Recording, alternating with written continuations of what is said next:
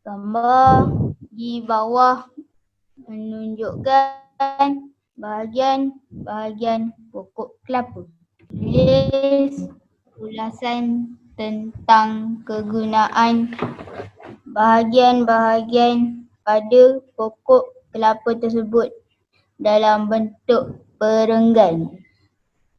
Panjangnya ulasan kamu hendaklah antara 50 hingga 80 patah perkataan. Okey, terima kasih. Jadi hari ini kita akan buat ulasan tentang bahagian-bahagian yang ada pada pokok kelapa. Ulasan yang kita buat ni dalam bentuk perenggan dan jumlah patah perkataan antara 50 sehingga 80 patah perkataan. Untuk jumlah patah perkataan ni, kalau 50 hingga 80 patah perkataan ini untuk sekolah kebangsaan. Untuk sekolah jenis kebangsaan, jumlah patah perkataan antara 40 sehingga 70 patah perkataan. Okey, ulasan berapa perenggan kita nak buat? 3. 3 perenggan. Perenggan pertama, perenggan pengenalan. Perenggan kedua, perenggan isi.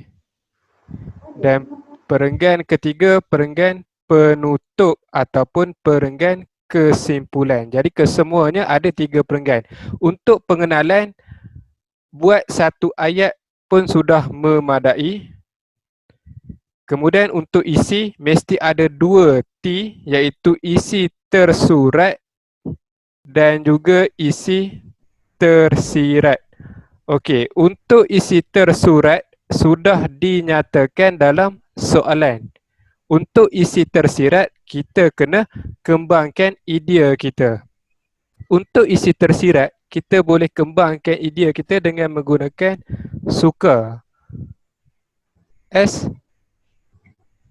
Supaya. U. Untuk. K. Kerana. A.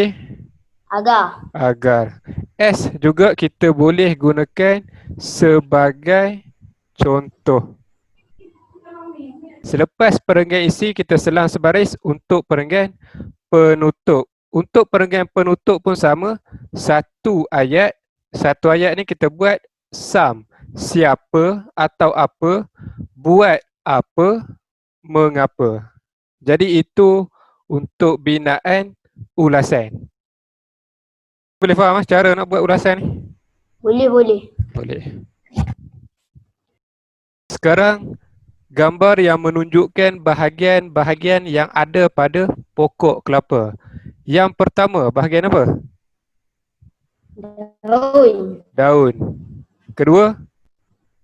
Lidi. Ketiga?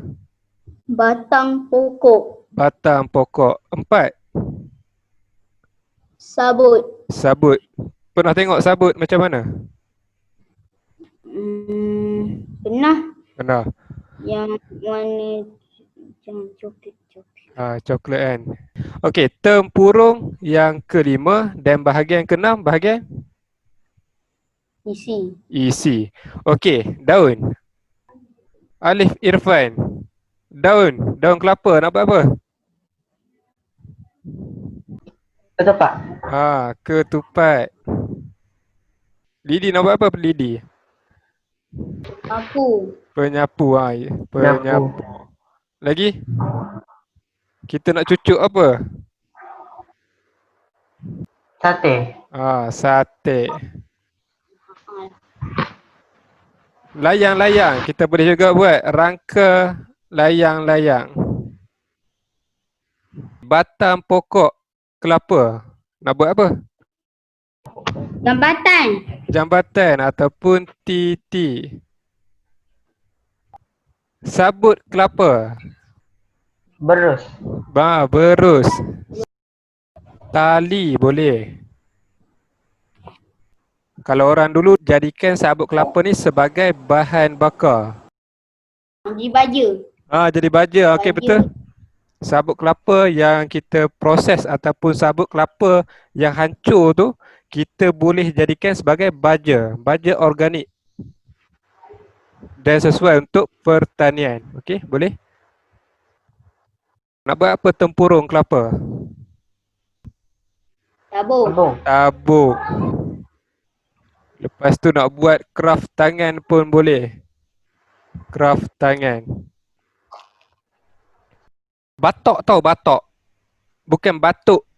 Macam tu. Batok. B-A-T-O-K. Waktu dulu orang gunakan tempurung kelapa, diorang buat batok. Batok tu letak dekat luar rumah. Sebelum kita masuk rumah, kita ambil batuk tu basuh kaki kita sebelum masuk rumah. Yang dia Batuk. ada macam dia ada apa?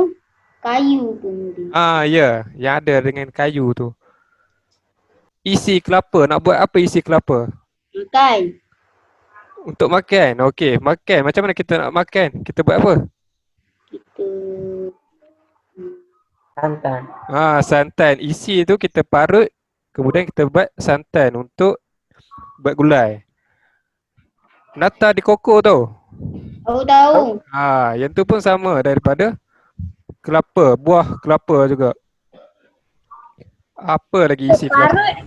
Kelapa parut. Ya, kelapa parut untuk kita buat kuih ataupun kita nak buat gulai tadi, boleh. Ni dekat buah kelapa ni ada tandan kelapa tu. Dekat bahagian tandan kelapa tu kita boleh ambil nira kelapa. Nira kelapa tu kita boleh jadikan sebagai gula Melaka ataupun air tuak. Itu bahagian yang kita ambil daripada bahagian tandan. Tandan tu yang ada dekat buah kelapa tu. Air kelapa kita minum untuk kesihatan. Bagus. Bagus. Kita minum waktu apa? Waktu demam. Waktu demam kan.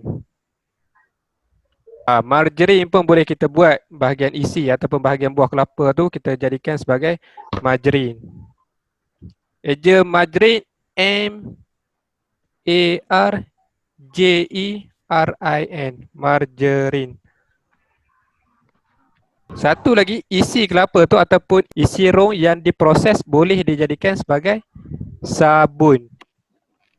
Okey, satu lagi bahagian akar.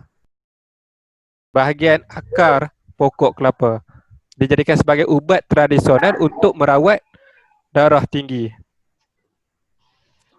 Kamu ambil pensel, ambil kertas ataupun buku, kamu buat ulasan tentang bahagian-bahagian pokok kelapa. Gambar menunjukkan pokok kelapa 1000 guna untuk kita. Antaranya, daun pokok kelapa dapat dijadikan sarung ketupat yang digunakan semasa hari perayaan.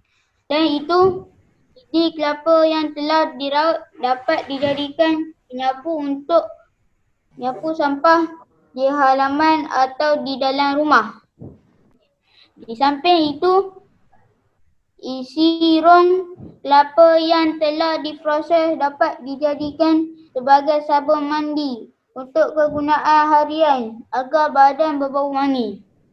Sebelum tu isi rong. Isi rong tu maknanya isi yang ada pada tempurung pada sesuatu buah. Contohnya buah kelapa, isi rong.